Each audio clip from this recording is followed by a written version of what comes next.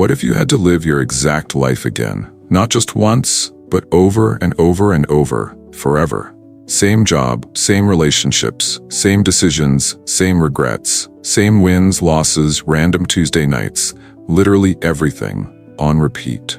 Sounds kind of terrifying, right? Honestly, when I first heard this idea, it hit me like a gut punch. Like, wait, hold on. This life, the one I'm living right now, the one with all the half-finished plans, bad habits, missed chances, stuff I don't even want to think about? You're saying I'd have to do it all again? Yeah, that was my first reaction too. But this idea isn't mine. It comes from a 19th century philosopher named Friedrich Nietzsche. And listen, I get it. Philosophy doesn't usually sound like something that's going to shake up your day. But this concept, it isn't just some random theory you toss around in a classroom. It's called Eternal Recurrence, and it's a total reality check. Nietzsche posed a question, not a comfortable one, more like a dare. He said, what if a demon came to you one night and said, this life, as you live it now, you're going to live again. Every moment, every breath, no changes, forever. What would you say to that? Would you celebrate? Or would you panic? He wasn't trying to scare you with supernatural stuff. Nietzsche was making a deeper point. This question is meant to hit you in the chest. It's supposed to make you stop whatever you're doing and ask, am I living a life I'd be willing to relive? The first time I let that question land, really land, I felt exposed, like someone had just turned on a spotlight. And I didn't love everything it was showing. There were whole chapters of my life I'd been coasting through. Days I barely remembered, things I said or didn't say, stuff I knew I should have done but didn't. Regret doesn't scream, it whispers. And when you think about repeating those moments forever, that whisper starts to feel louder. That's when Nietzsche's question stops being philosophy and starts being personal. Because what Eternal Recurrence really asks is, are you choosing your life? Or are you just drifting through it, hoping things will somehow change on their own? And look, I'm not coming from some high horse here. I've had years where I let life happen to me, where I didn't ask hard questions, where I stayed comfortable, even if it meant staying small. So, no judgment here, just honesty. The power of this idea isn't in predicting anything metaphysical, it's in waking us up. It forces you to really look at how you spend your time, how you show up in your relationships, how you treat your body, your mind, your creativity, everything. It's not asking, are you perfect? It's asking, are you present? Are you aware of what you're doing with your one shot at this? And here's the crazy part. Once I started living like this loop might be real, even just as a thought experiment, I made different choices. Not always big ones, but real ones. I said no more often. I apologized when I didn't want to. I got up earlier. I ended certain conversations sooner. I tried to live each day as something I might have to live again. And you know what? That changed everything. This idea, it's not some motivational poster. It's not soft. It's brutal. It's raw. But it's also freeing. Because if you're willing to stare it down and say, yes, I'd live this again, then maybe, just maybe, you're starting to live on purpose. So that's where we're going in this video. This isn't about theories or quotes to impress people. This is about life. Your life. Mine too. What would it look like to live in a way that you wouldn't dread repeating? What would you have to change? What would you have to let go of? What would you fight harder for? Let's figure that out, starting now. What exactly is eternal recurrence? Where did it come from? And why does it matter to you and me? Right now, in this modern mess of overthinking, burnout, and trying to figure out what actually matters. Alright, Friedrich Nietzsche. If you don't know much about him, that's totally fine.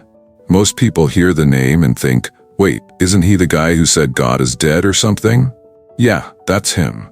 But Nietzsche wasn't just about being edgy. He was actually trying to figure out what happens when all the old systems of meaning, religion, morality, tradition, start breaking down.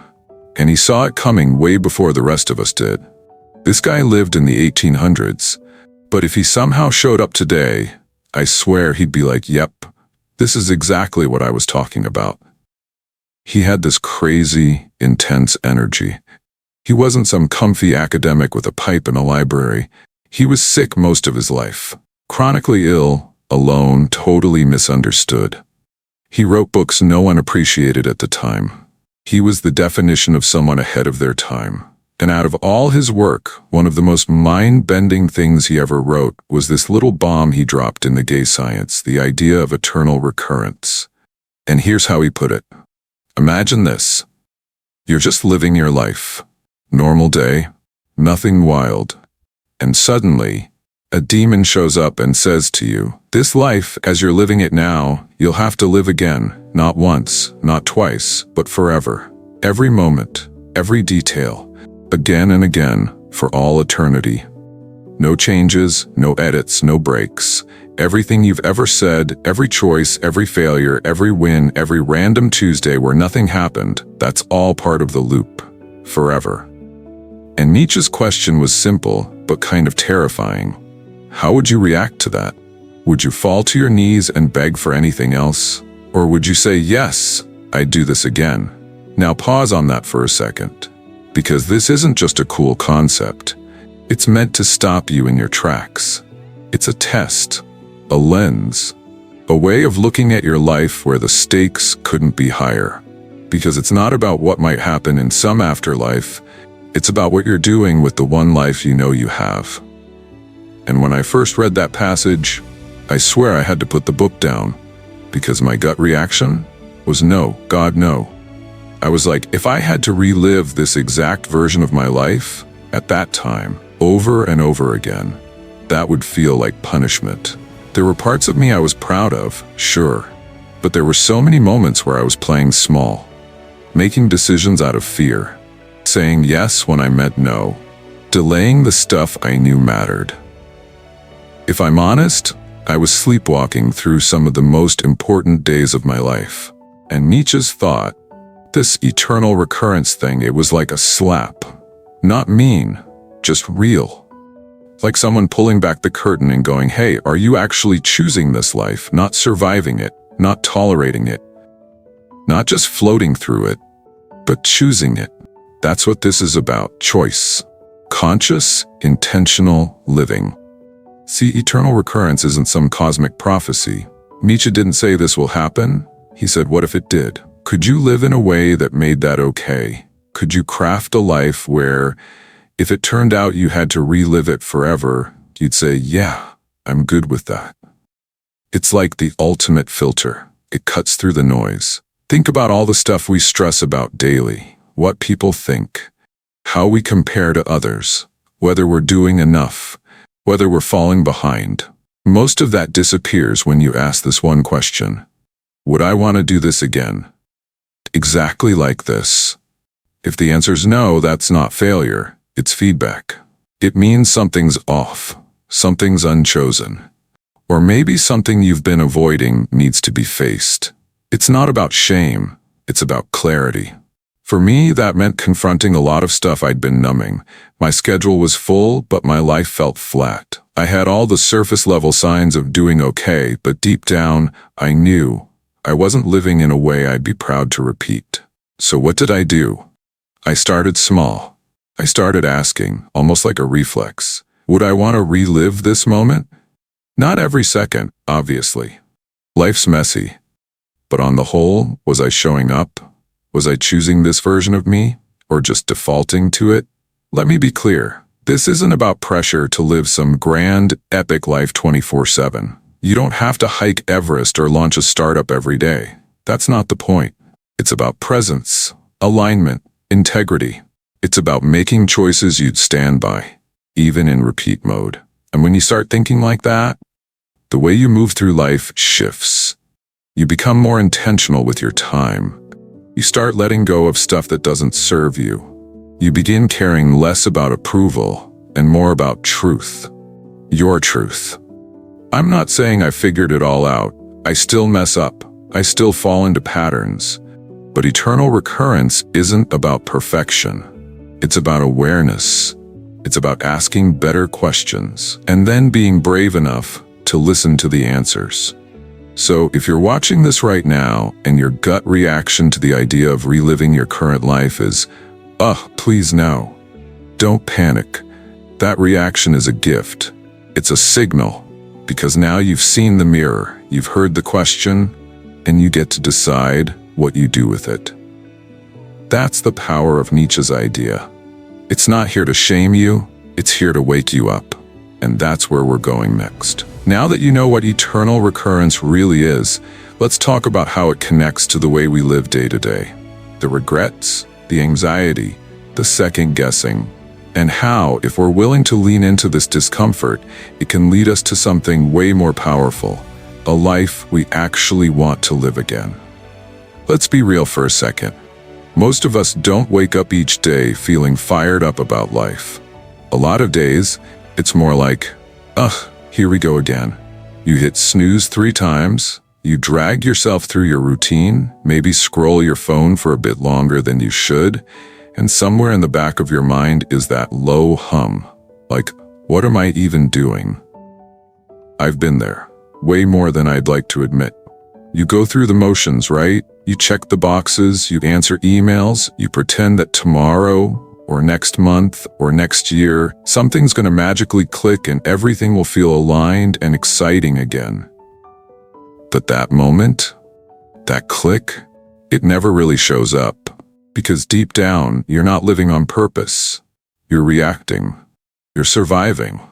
And Nietzsche saw that kind of drift coming. Long before smartphones and constant distractions, he could already see the trap modern people were walking into. The loss of deeper meaning, the fear of truly choosing, the quiet horror of sleepwalking through life. He wasn't just asking us to face our choices. He was calling out the part of us that avoids them. Eternal recurrence hits hard because it demands responsibility. If you knew you were going to repeat today forever, how would that change how you showed up? Would you stop letting fear drive your decisions? Would you finally let go of that thing you've been carrying for way too long? Would you tell someone the truth, or finally tell yourself the truth? Most people don't ask those questions. Or if they do, they push them aside. Because once you start asking, you can't unask. You can't go back to floating. That's why this idea is so uncomfortable. It forces you to admit where you've been lying to yourself. And that's not easy. For me, it started with regret. Not the big dramatic stuff. I'm talking about quiet regrets. The conversations I avoided. The people I stayed close to out of guilt, not love. The days I wasted refreshing social media, pretending I was too tired to do anything real. The decisions I didn't make. The ones I kept postponing, hoping the universe would decide for me. And when I started looking at those choices through Nietzsche's lens, it was like, if I had to live that day again and again and again, just like that, would I be okay with it? And the answer was no. A very loud, very honest no. And that no, it's where everything started to change. Because once I really saw it, I couldn't look away. I had to confront it. We're not just talking about regret, though. There's something else. This strange numbness a lot of people carry. You know the feeling. It's not depression, exactly. It's not even sadness. It's more like a dull fog. Like your life is happening, but you're watching it from behind glass. You're not miserable, but you're not alive either. You're comfortable, and that comfort is what's killing you. Comfort keeps you from making moves, from taking risks, from having the hard conversation, quitting the wrong job, starting the scary thing you've been thinking about for 2 years. Comfort is the enemy of eternal recurrence because comfort doesn't ask questions. It just keeps looping. And here's the scary part. If you don't choose your life, the loop chooses for you. Let that sink in for a second. We all say we want change, growth, purpose. But when the day-to-day decisions show up, most of us choose ease. We pick familiar pain over unfamiliar possibility. And Nietzsche is basically saying, that's fine. But what if you had to keep choosing it forever? Would you still? That question cuts deep because it doesn't let you escape into someday. It makes you look at today, this exact version of your life, and it says, this is it. Is this it? Now let me be super clear.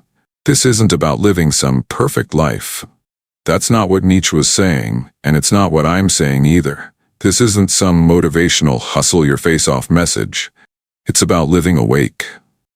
Choosing what you choose with your eyes open. That's it.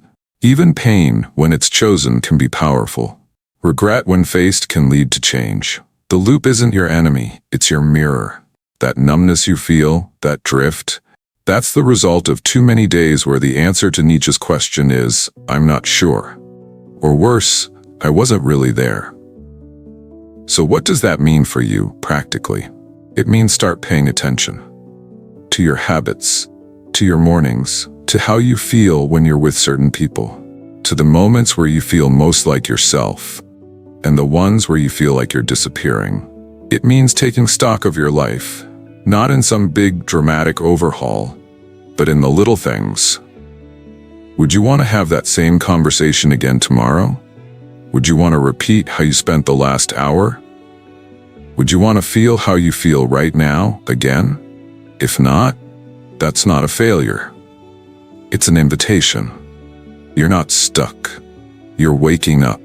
That's why eternal recurrence matters right now. Maybe more than ever. We live in a world that gives us every excuse to disconnect, to zone out, to avoid. But Nietzsche's idea snaps you back to the moment. It makes you look, and if you're brave enough to look, you can start to change. So, no, you don't have to have it all figured out. But you do have to stop pretending you're not the one holding the steering wheel. You get to choose your loop, and that choice starts now. Let's bring this idea down to earth for a second. Forget the whole eternity thing for a moment. Let's just focus on today, right now. This exact day you're living. If you had to do today again, exactly the same, would that be okay with you? Same breakfast, same texts, same mood, same choices, same way you spoke to people, same way you treated yourself. Would you say, yeah, I'd live this day again. I'd stand by this one. Because that's the real power of Nietzsche's idea. It's not just some abstract philosophical mindbender. It's a tool, a filter, a way to test the quality of your choices as you're making them. Think about that. You're about to say something you don't mean, just to keep the peace. You're about to stay on the couch instead of starting the thing you keep saying matters. You're about to scroll through your feed for the third time in 20 minutes. Now ask, would I want to live this moment again? It's not about shame. It's not about being hyperproductive. It's about waking up. About catching yourself before you drift into habits that don't serve you. And I'm not saying every moment needs to be amazing. Life isn't fireworks and epiphanies every 5 minutes. Some days are boring, some moments are tough. That's part of it. But even the boring days can be beautiful when you know you chose them. Even the hard moments have value when you know you showed up with your whole self.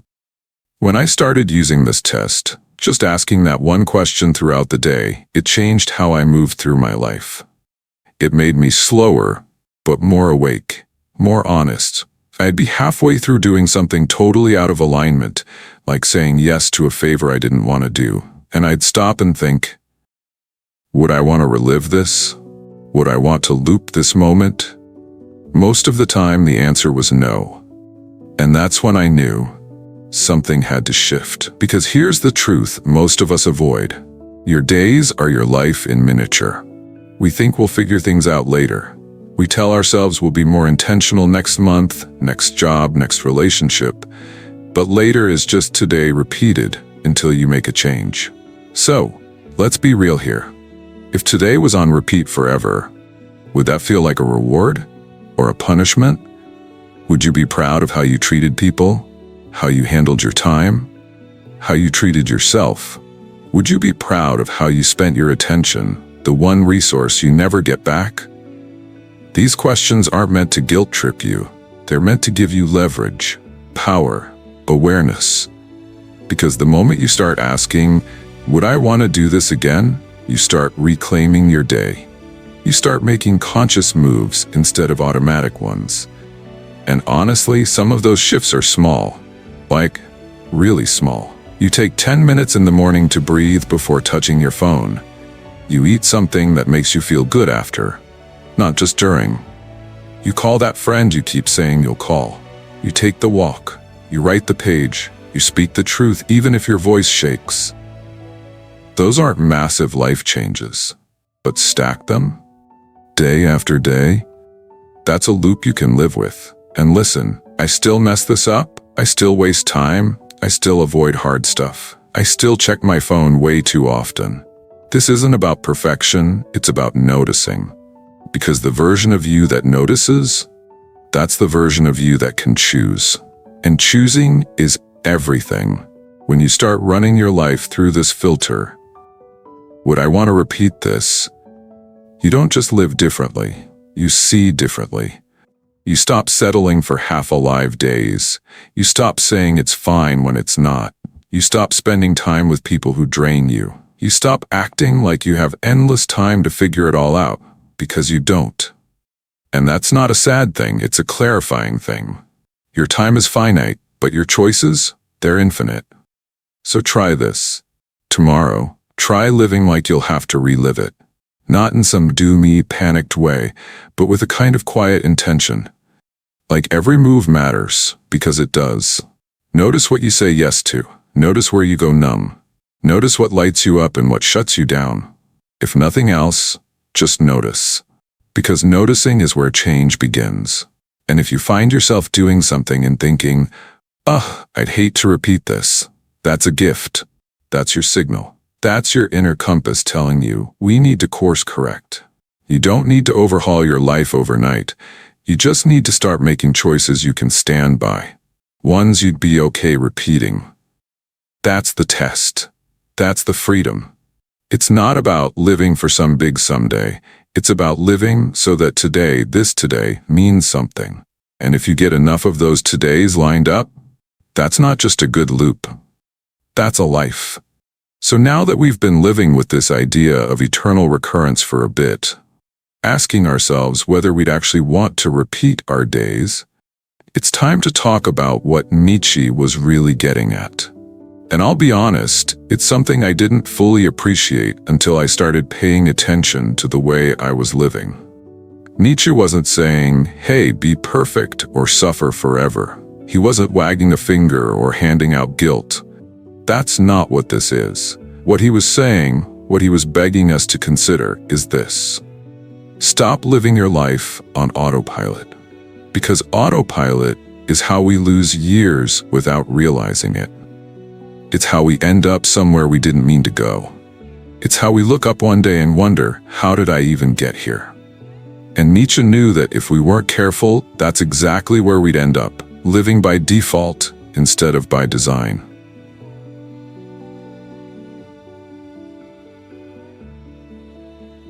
Now, I don't know about you, but I've had entire seasons of my life where I was just going through the motions, doing what was expected, numbing when things got hard, chasing validation without even knowing I was doing it, saying yes to things that drained me, because saying no felt too uncomfortable. On the outside, I looked fine, like I had things together, but inside, I wasn't choosing any of it. I was reacting, surviving, drifting. And that's the thing Nietzsche wanted us to wake up to. Because when you live on autopilot, your loop owns you. But when you live with intention, you own the loop. This is where his idea becomes more than just a mental exercise. It becomes a tool for transformation. When you start asking, would I choose this again? You start shifting from passive to active, from accidental to aligned. And that alignment, that's powerful. That's when you stop living someone else's script and start writing your own. Let's break this down for a second. Living with intention doesn't mean you have to know every answer. It doesn't mean you have to have some grand plan or 5-year vision board. It just means you're aware. You're awake. You're choosing how you move through your life, even if it's messy. Even if you're still figuring it out. Nietzsche's whole philosophy was about becoming, not staying the same, not repeating out of habit, but growing, transforming, overcoming yourself. He believed we're not meant to be static, we're not meant to be safe. We're meant to push beyond who we were yesterday, not to prove anything to the world, but to become who we really are. And I love that idea, because it means you're not stuck. You're not locked into the story you've been telling. You're not doomed to repeat the same mistakes, unless you choose to. You can change the loop by changing how you show up in it. You can start small, like saying no to something that drains you, saying yes to something that scares you, ending a conversation with kindness instead of sarcasm, choosing honesty when it's easier to stay quiet. These are little moves, but they matter. They're proof that you're living with intention, that you're not just reacting, you're choosing. And choosing is the essence of freedom. That's what Nietzsche was after. See, he wasn't trying to scare us with the idea of eternal recurrence. He was challenging us. He was saying, if you knew you'd have to do this all again, would that make you live differently? Would you love harder, speak bolder, take better care of your time? Would you finally start? That's the deeper message. Not pressure, presence. Not perfection, intention. And when I started to get that, everything in my life started to shift, not all at once, but enough to feel it. I started paying more attention to the little moments, the in-between ones. I stopped rushing through my days like they didn't matter. I started making eye contact, saying thank you and meaning it, doing things that felt aligned, even if they didn't look impressive to anyone else. And the craziest part? I started liking my loop. Not every single minute, but enough to say, yeah, I'd do this again. That's when I knew I was on the right path. So no, you don't need to have everything figured out. You don't need to live some perfect, optimized life. But if you can start asking yourself, am I choosing this? You're already breaking the loop. You're already waking up. And that's what Nietzsche was really trying to give us. Not fear, but freedom. The freedom to live deliberately. The freedom to evolve. The freedom to look at your life, not with shame, but with agency, and say, I'm here. I'm choosing this, and I'm not done becoming. Let's get something straight, this whole eternal recurrence thing. It's not about pretending life is always amazing. It's not about slapping a smile on your face and saying, yes, I'd love to relive that fight with my partner again, please. Or, sure, I'd love to repeat that week where I felt like a total failure. Come on, we're not here for fake positivity. This isn't about glossing over pain. Nietzsche wasn't a motivational speaker. He wasn't trying to cheer you up. He was trying to wake you up. And that includes waking you up to the parts of life that hurt. Because here's the truth. Pain is part of the loop too. The breakups, the loss, the shame, the stuff you wish you could erase. Eternal recurrence includes all of it, not just the highlight reel. So yeah, this idea can be brutal, but it's also honest. And in that honesty, there's power. I remember thinking, there's no way I'd want to relive that part of my life. A stretch of time where everything felt wrong. I was stuck, disconnected, ashamed of who I was becoming. I didn't like myself. I didn't like how I was showing up. It was dark and painful. But then I looked again, and I realized, even in that pain, there were moments that mattered. Moments I grew from. Things I survived. Lessons I wouldn't have learned any other way. And I realized, if I had to live that again, maybe I wouldn't want to. But maybe I could still say yes. Not because it was good, but because it was real. Because it shaped me. Because it cracked something open. And that's the thing we don't talk about enough. You can say yes to a life that includes pain, if that pain leads to something true.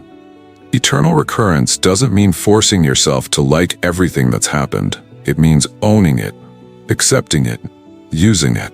It means not denying your pain, but refusing to be defined by it. Because even the ugliest chapters, if you face them fully, can be part of a life worth repeating. Not because you suffered, but because you showed up, because you made it through. Think about the hardest thing you've ever gone through, the moment that nearly broke you. Now imagine you had to go through it again and again, forever. What if, on some level, you could still say yes to that?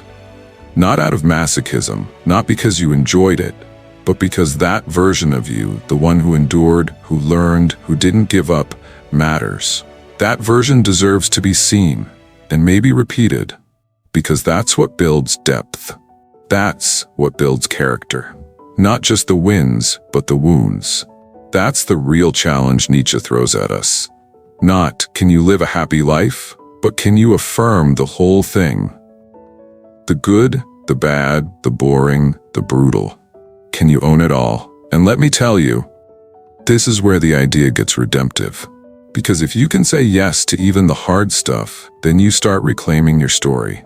You stop being a victim of your past and start being the author of your future. You get to say, yeah, that happened. And I still choose to live fully. I still choose to keep becoming. I still choose this life. That's not fake positivity, that's real courage. So no, you don't have to love every moment to live a life worth repeating. You just have to face every moment. You just have to show up, even when it's hard. You just have to be willing to look at your life, all of it, and say, this is mine, and I choose it. Because that's strength, that's freedom. That's what makes this loop worth living. So now that we've faced the hard stuff, now that we've talked about regret, drifting, even the pain we might have to live through again, it's time to shift gears. Let's talk about power, about agency, about what it actually looks like to design a life you'd be proud to live on repeat.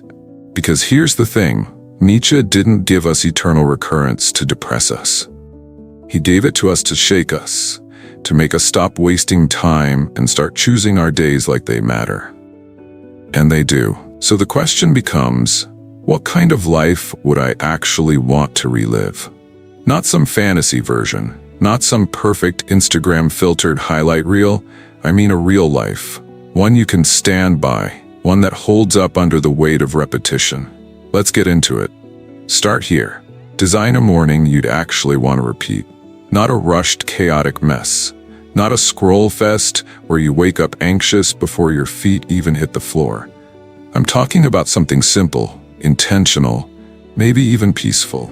Even 5 minutes. 5 minutes of stillness, stretching, a cup of coffee you actually taste, one page from a book, one deep breath where you say, I'm here, I'm awake, let's go. Because that one choice, it sets the tone. And when you do it deliberately, you're already ahead of most people. Next, protect your time like it's sacred. Because it is. Every minute you spend is one you don't get back. And if you had to spend that same minute every day, wouldn't you want to spend it doing something that actually matters to you? Start noticing the time drains in your life. The meetings that could have been emails, the people who don't listen but always expect your attention, the mindless content you watch just to escape your own boredom. You don't have to quit everything or cut everyone off. Just start choosing. Start asking, would I want this in my loop? If the answer's no, maybe it's time to let it go. Let's talk people for a second. Who's in your loop? This one's big. Because if you're reliving the same life forever, you're reliving the same relationships, the same conversations, the same energy, good or bad. So who are you surrounding yourself with? Are they people who lift you up, call you out with love, inspire you, challenge you to grow? Or are they people who drain you? People you feel smaller around? People you tolerate because it's easier than setting a boundary? Again, no judgment, just awareness. If you had to share eternity with these folks, would you want to? That question alone can change how you invest your energy. Here's another one. What habits would you want to loop? Seriously. The little stuff you do every day becomes your loop. Scrolling, snacking, complaining, delaying, comparing, numbing, but also writing, creating, reaching out, reading, laughing, meditating, moving your body, speaking your truth. Which ones are you feeding? Because your habits are the architecture of your eternity. And every small, intentional shift makes your life more worth repeating. And finally, choose how your day ends. This one hit me personally. For a long time, I'd end my nights by crashing, literally just collapsing into bed, mentally exhausted, emotionally fogged, no sense of closure or meaning. But then I thought, if this was the last moment of my day and I had to relive it forever, is this how I'd want to close it? So I started ending the day more intentionally. A quick journal line, a reflection, a thank you. Something that made the day feel owned, not just survived. You don't have to do it perfectly. Just do it consciously. Because here's the big takeaway. You're already in the loop. You just haven't been acting like it. Every decision you make is a brick in your loop. Every relationship you keep, every routine you repeat, every truth you speak or don't. So start asking every so often, would I want to live this again? And if the answer is yes, beautiful. You're doing something right. If the answer is no, also beautiful. You're awake. You can change it. You get to shape your loop. One choice at a time. It's not about having a perfect life. It's about living one that you can stand behind, one that you're proud of, even when it's hard.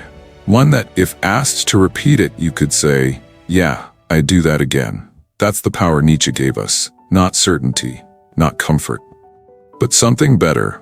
Responsibility, awareness, and the freedom to choose. All right, we've walked through a lot together. We've looked at Nietzsche's Eternal Recurrence, not as some abstract brain game, but as a real mirror, one that shows us who we are, how we live, and what we choose. And now we're here at the big question. Would you choose this life again? Not just the highlights, not just the easy parts, but all of it. The mundane, the messy, the moments you're proud of, and the ones you still wince at when you think about them. The pain, the joy, the silence, the noise. Would you willingly step back into the same life and live it again and again? If your answer is no, that's okay. That's real. That's where most people start. Honestly, that's where I started too, because it's a hard question. It forces you to confront the gap between who you are and who you could be.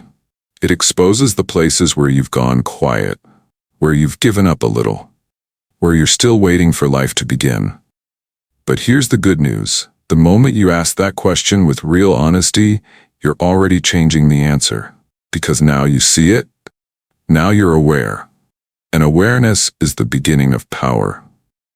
You don't need a total life overhaul. You don't need to throw everything out and start from scratch. You just need to start choosing your life again. Deliberately, consciously, without apology. Choose your mornings. Choose your conversations. Choose the people you let into your world. Choose how you spend your time, your attention, your energy. Start small. Start where you are. But start, because this isn't about pressure. It's about presence. It's about waking up to your own agency, your own ability to design a loop you can live with. One you can be proud of. One you don't have to escape from, but actually want to repeat. Look, we all have regrets. We've all coasted. We've all missed opportunities, said the wrong thing, stayed too long, started too late. That's part of being human. But Nietzsche's gift, his challenge, isn't about punishing you for those moments. It's about reminding you that you can still choose. Even now. Especially now. So here's my invitation. Don't just let this idea stay in your head. Let it hit your heart. Let it shape your next move. Let it help you write a life that, if you had to repeat it, really repeat it, you could say, yeah, I'd live this again. Because once you start living like that, something shifts. You stop drifting. You stop blading, you stop blaming, and you start becoming. Not perfect, but present. Not finished, but free. So would you choose this life again? If the answer is no, what would have to change to make it a yes? Sit with that. Carry it with you. Let it challenge you. Let it guide you. And whatever you do, don't forget, you are the one writing your loop. Make it one worth repeating. If this video made you stop and think, if it stirred something in you or made you question how you're living, don't just let that fade. Take one step. Make one change, one intentional choice you'd be proud to repeat. And if this idea challenged you or helped you see your life a little more clearly, hit the like button, share it with someone who needs to hear it, and drop a comment. I'd honestly love to know, would you live your life again exactly the way it is? And if not, what's one thing you'd change today? And Faye, if you want more conversations like this, more raw ideas that push you to think deeper and live better, subscribe. I've got more coming, and I'd love for you to be part of it. Thanks for watching, and seriously, thanks for being here.